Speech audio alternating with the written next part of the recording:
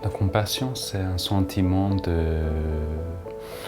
d'empathie envers les autres, ceux qui nous ressemblent, mais aussi, surtout, peut-être ceux qui ne nous ressemblent pas, qui sont différents,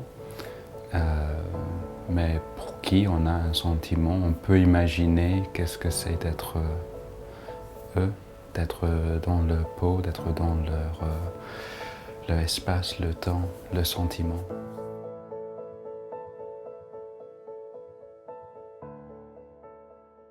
La relation avec les autres n'est jamais acquise. C'est une construction permanente et c'est donc quelque chose qu'il faut construire, reconstruire jour après jour. Et dans mon travail d'écrivain, c'est exactement la même chose. Il faut tous les jours écrire.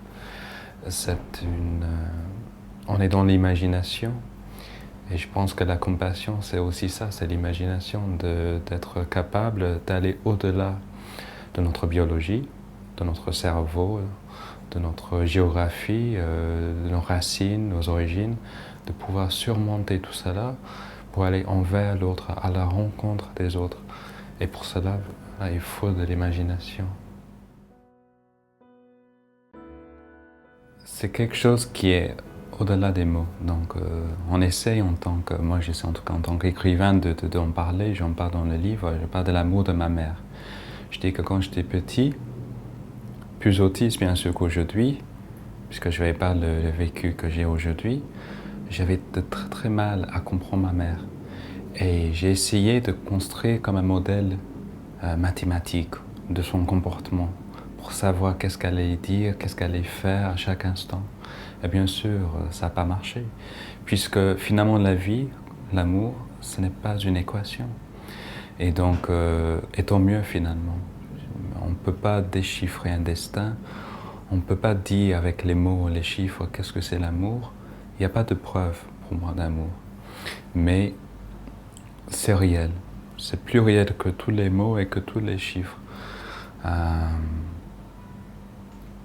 Je suis là, donc c'est grâce à l'amour. Donc, voilà. Dans les deux cas, on parle soit de la compassion, soit de l'amour, c'est l'imagination. C'est la capacité à aller au-delà de nous-mêmes, de se dépasser. Et pour cela, il faut surtout l'imagination. D'imaginer pas simplement comment on est aujourd'hui, mais comment on peut être demain. Et cela aussi, donc pour les autres, de ne pas simplement les voir tels qu'on peut les percevoir, mais de se dire, même si cette personne aujourd'hui nous agace, nous frustre, même si cette personne nous dit même du mal, demain, ce sera peut-être autre chose, une autre personne. Et d'avoir cette imagination-là, c'est essentiel pour avoir de la compassion et surtout pour avoir de l'amour.